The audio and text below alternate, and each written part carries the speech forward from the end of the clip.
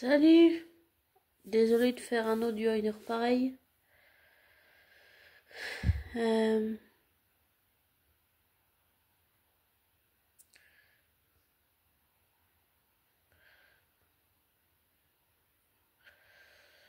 je voulais revenir sur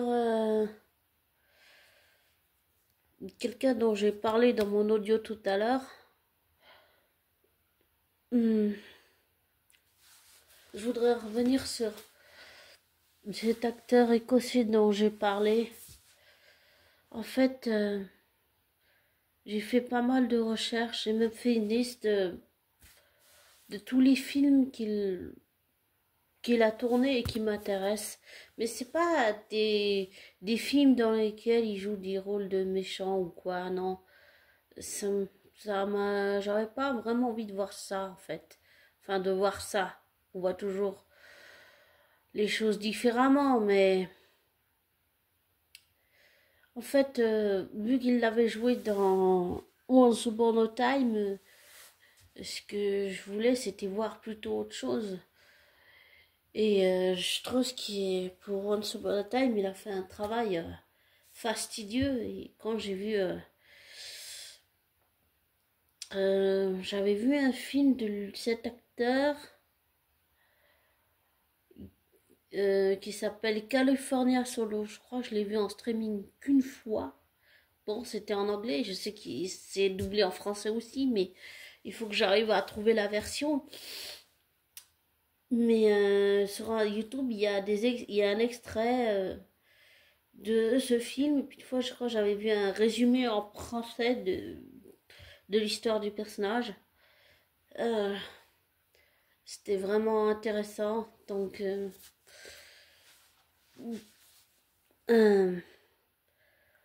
je,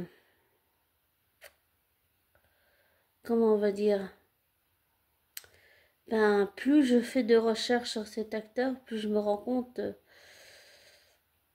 de tout le travail qu'il a fait, pas seulement des films ou des séries dans lesquelles il a joué, mais vraiment de toute la palette et de tout le travail qu'il fait. Et c'est pour ça que je disais que oui, en écoutant, par exemple, en écoutant une interview de Tommy Dustin et de cet autre acteur écossais, oui, je me suis rendu compte à quel point dans l'industrie, ça pouvait être très difficile émotionnellement. Et c'est pour ça que je dis que c'est pas parce qu'on est célèbre, riche et qu'on fait ce métier, j'allais dire dans n'importe quel domaine de travail, dans n'importe quel domaine de travail, de dire oui, tu t'es, et puis voilà. Non, il faut arriver à dire quand ça va pas, vraiment, il faut arriver à dire quand ça va pas. Et c'est pour ça que j'insiste sur le fait que je pense qu'il y a que ce soit des actrices ou des acteurs qui sont maltraités sur le plan émotionnel. Oui, je pense que ça arrive tout à fait, oui. Déjà, tout ce qu'on voit, tout ce qui se passe quand il y a eu avec Amanda Bynes, quand il y a eu avec une Nickelodeon, là, tous les trucs dégueulasses que ce réalisateur a fait, c'était dégoûtant. Ben, quand on voit ce qui se passe dans l'industrie, quand on voit ce qui se passe dans l'industrie du cinéma, des séries télé, des soap opéras, de tout ça, et qu'on voit ce qui se passe dans l'industrie de la musique en ce moment avec le procès de Didi et tout, là, et aussi de la série télé avec J.K. Rowling qui n'est pas d'accord pour que Papa Essiedu ait le rôle de Severus Rogue. Quand on voit tout ce qui se passe en ce moment dans ces industries, ça veut dire que ça montre à quel point ça va mal, à quel point sur le plan psychologique et pas seulement professionnel et matériel, mais sur le plan psychologique et émotionnel et psychique et mental et affectif et émotionnel et bien sûr comportemental, il faut prendre beaucoup plus quand quelqu'un vous dit que ça va pas, beaucoup plus en considération les choses. Donc oui, en écoutant ces deux acteurs, leurs interviews, je me suis rendu compte que oui, c'est pas forcément un métier qui est facile, j'allais dire. Même si je ne les connais pas en vrai hors caméra, j'ai conscience que je ne les connais pas en vrai, ces deux acteurs. Euh, ben, je vois un peu l'envers du décor et je me rends compte que c'est pas si facile, que c'est pas tout rose d'être une célébrité. Et par exemple, quand j'ai vu, par exemple, comment dire ça? Dans la série Bold and Beautiful, j'ai vu comment ça s'appelle? Euh, ce que la nièce de Ivy a vécu là, Electra Forrester, ce qu'elle a vécu avec son ami Rémi qui faisait des photos dénudées d'elle truquées par l'IA. J'ai compris que c'était un message de Belle Junior et que c'est quelque chose aussi qui arrive tout le temps et qui arrive à plein de jeunes femmes dans le monde et qui arrive à plein de jeunes hommes dans le monde, à plein de gens dans le monde et que ça arrive, oui, aux célébrités aussi qui même si elles ont comment ça s'appelle, des services juridiques entiers pour gérer ce genre de choses, ça arrive partout et que la revers de la célébrité, ben c'est aussi vivre des moments difficiles et que quand ça va pas émotionnellement et dans tout ce que je viens de dire, faut arriver à dire quand ça va pas. C'est pour ça que j'ai beaucoup insisté sur le fait de dire que il faut arriver à parler et qu'on ne prend pas assez en compte la souffrance d'un artiste sur le plan psychique, émotionnel et mental et physique aussi et affectif et émotionnel et comportemental et tout ça. Pour moi, on prend pas assez dans l'industrie telle qu'elle soit et dans tous les corps de métier et dans tous les domaines de métier. On prend pas assez en compte la souffrance émotionnelle d'un artiste. Et ça, je pense que c'est quelque chose qu'il faut commencer à prendre en compte avec tout ce qui se passe en ce moment dans le monde. Donc, je pense que ça mérite une réflexion là-dessus. Voilà. Et concernant ces deux acteurs, oui, bien sûr, j'ai envie de les rencontrer, mais comment expliquer ça? À un moment donné, je me suis rendu compte que pour chacun d'entre eux, à une période différente de ma vie, j'ai développé. Ah, désolé, c'est mon chaton qui fait qui est dans mon espèce de grenier là. J'ai un grenier où je mets le pet, le verre et tout, et il est en train de regarder ce qu'il y a dedans. Tu viens, Hugo? Ah, voilà, il est sorti. Mais oui, c'est important d'en parler. Et ce que je voulais dire un truc, mais là je me suis un peu perdue avec comment, avec ce que je voulais dire. Je me suis perdue, j'ai perdu le fil parce que je regardais mon baby, mon cat, qui était dans les sacs là, de pet et tout ça. Ah, non, il retourne dedans. Faut que je le surveille. Euh, je voulais dire que c'est important d'en parler et quitte à demander de l'aide d'un professionnel, mais pour un artiste professionnel, c'est important que ça soit pris en compte avec tout ce qui se passe dans l'industrie en ce moment, dans quel, comment on va dire, dans les n'importe quel domaine de travail ou de métier, c'est important de prendre le côté psychologique et psychique, émotionnel et mental, parce qu'on ne se rend pas compte, mais pour l'avoir vécu, le psychisme et le mental, pour l'avoir vécu aussi, ça souffre beaucoup, vraiment beaucoup. Et c'est important d'en parler. J'ai plus eu le fil de ce que je voulais dire avant, mais c'est pas grave. Euh,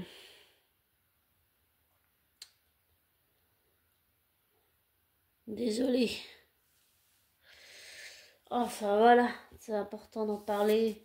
Et Je pense qu'il faut pas minimiser la souffrance d'un être humain. Même s'il fait le métier, j'allais dire, d'être acteur, chanteur, actrice, chanteuse, musicien, musicienne, dans tous les corps de métier, dans tous les corps de métier, n'importe lesquels. Il faut pas oublier ni négliger ça. J'allais dire parce que le corps et l'esprit, tout est lié ensemble. C'est comme des pièces qui s'emboîtent les unes dans les autres. Et je pense que pour l'avoir vécu, c'est quelque chose qui est négligé, qui est minimisé, alors que on a tous besoin de soutien et pas forcément d'être jugé. Et je pense que c'est pareil dans l'industrie, qu'elle soit de la musique de la ou être acteur ou actrice ou dans les mondes du soap opéra ou quoi, enfin dans tous les métiers quoi. Et c'est important de prendre en compte de plus en plus qu'il y a des artistes qui souffrent, voilà. Et oui, je me suis rendu compte en écoutant ces deux acteurs dans leurs interviews que c'est pas rose d'être une célébrité, que ça peut être parfois même inconfortable émotionnellement. Et que tout ce qu'on vit, par exemple, comme du harcèlement, une fois j'avais écouté, j'avais vu sur American, c'était un documentaire sur Tyler, non, comment ça s'appelle, Tyler Swift, justement. Donc, où elle a parlé qu'elle avait vécu une agression sexuelle.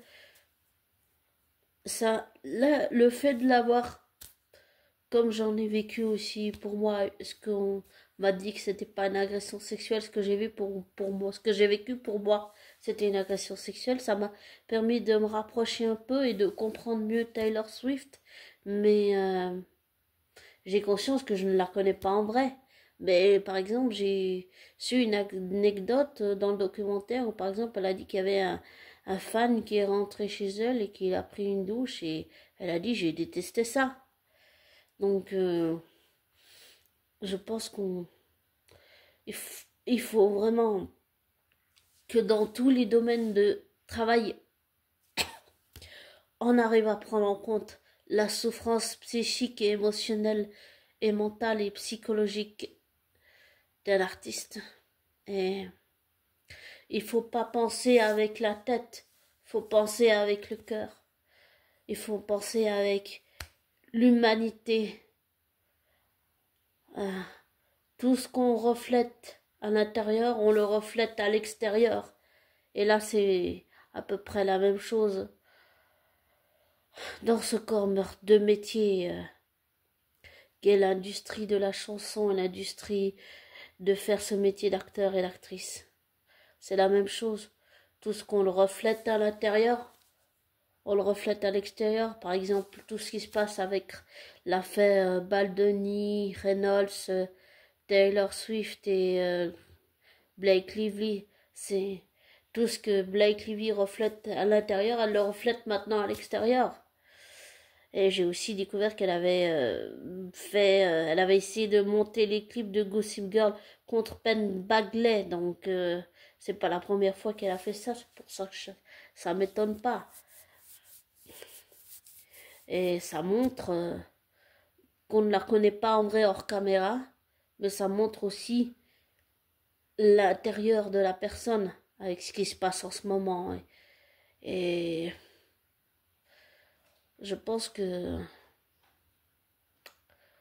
ce monde a besoin d'aide, vraiment besoin d'aide, mais d'aide psychologique, des thérapies, vraiment travailler dans des thérapies psychologiques parce qu'il y a des artistes qui souffrent, voilà, et qu'on fait taire. Et c'est la même chose pour les victimes. On les fait taire alors qu'il faut justement qu'elles parlent. Et c'est la même chose pour les artistes en souffrance. Il ne faut pas les chercher à les faire taire, il faut les aider à s'ouvrir à ce qu'ils parlent ou ce qu'elles parlent. C'est important. Donc voilà. Bon, j'ai fait 15 minutes et je sais plus combien là. Bon, alors je vais te laisser. Désolée d'avoir fait long, mais c'était important pour moi de souligner ce que je voulais dire dans l'audio que j'ai fait tout à l'heure, l'autre. Donc voilà. Donc si tu connais quelqu'un ou si tu le vis toi-même, abonné, parle. C'est vraiment important de parler et de te battre pour tes droits. Et je t'encourage à le faire légalement. Hein? D'accord? Donc voilà. Euh, Désolée, je suis un peu fatiguée. Prends soin de toi. Ne te laisse pas influencer par moi.